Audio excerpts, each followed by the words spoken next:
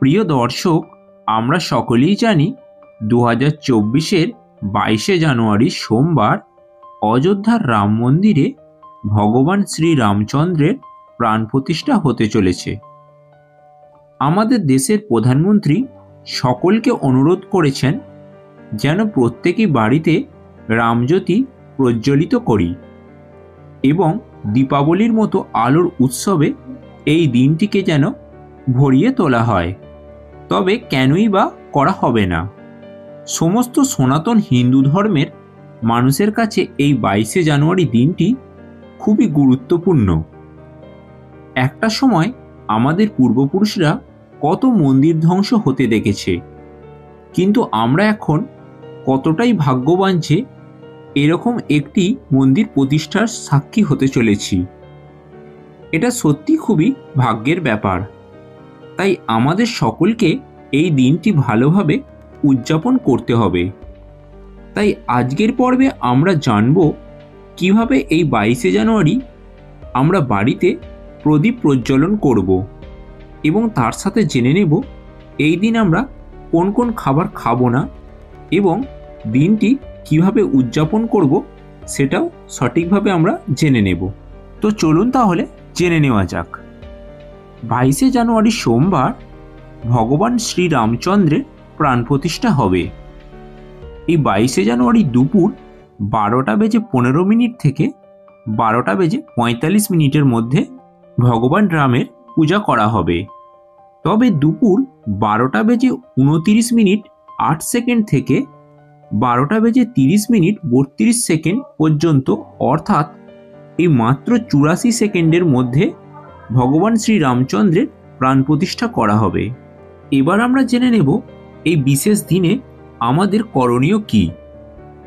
আমাদের তো সকলের পক্ষে আর অযোধ্যা যাওয়া সম্ভব হচ্ছে না, তবে আমরা এই বিশেষ দিনে বিশেষ মুহূর্তে ভগবান শ্রীরামের পূজা আমরা বাড়িতেই করতে পারি।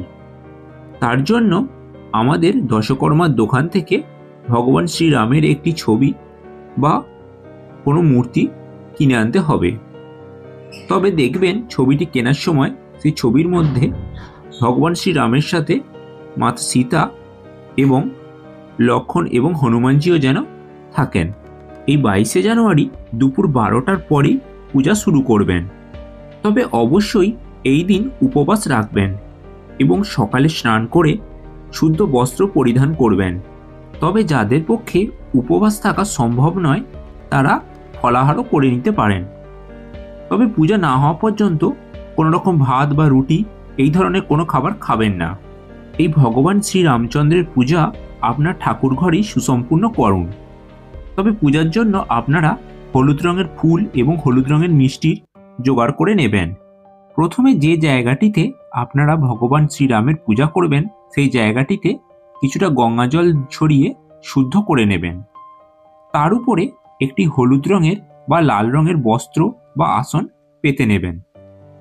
এবার ওই আসনের উপরে কিছু হলুদ রঙের ফুল দিয়ে এবং কিছুটা আতপ চাল দিয়ে জায়গাটি ভালো করে সাজিয়ে নিয়ে তার উপরে শ্রী রামচন্দ্রের যে মূর্তিটি বা ছবিটি নিয়ে এসেছেন সেটি স্থাপন করুন। তবে স্থাপন করার পূর্বে মূর্তি বা ছবিটিও অবশ্যই গঙ্গা জল দিয়ে শুদ্ধ করে নেবেন। এরপরে মূর্তিটি স্থাপন করে তাতে একটি হলুদ রঙের ফুলের মালা পরিয়ে দেবেন এবং ধূপ এবং প্রদীপ প্রজ্বলিত করবেন। প্রদীপটি পিতলেরও হতে পারে অথবা নতুন মাটির প্রদীপও হতে পারে। প্রদীপের মধ্যে সলতে এবং ঘি দিয়ে প্রদীপটি প্রজ্বলন করবেন। পূজাটি শুরু করার আগে আপনারা গণেশ দেবেরও স্মরণ করে নিয়ে গণেশ বন্দনাও করে নেবেন। এরপরে প্রদীপটি এবং ধূপটি ভগবানের দিকে দেখিয়ে মনে মনে ভক্তি ভরে পূজা করে নেবেন। কোনো মন্ত্রপাঠ করতে না পারলে মনে মনে জয় শ্রীরাম বলে 3 বার উচ্চারণ করুন। ভগবানকে দেখিয়ে প্রদীপটি রাখার আগে রাখা স্থানে কিছু ফুলের পাপড়ি ও আতপ চাল রেখে তার উপরে প্রদীপটি রাখবেন এবং লক্ষ্য রাখবেন এই প্রদীপটি যেন সারা রাত ধরেও জ্বলতে থাকে। তার জন্য উপযুক্ত আরও ঘি প্রদীপের মধ্যে দিয়ে দেবেন সময়ে সময়ে। এরপরে সন্ধ্যাবেলায় আরও 5টি প্রদীপ নেবেন। এই প্রদীপগুলো মাটির প্রদীপ হলেও চলবে। এতে সলতে ও ঘি দিয়ে প্রজ্বলন করুন।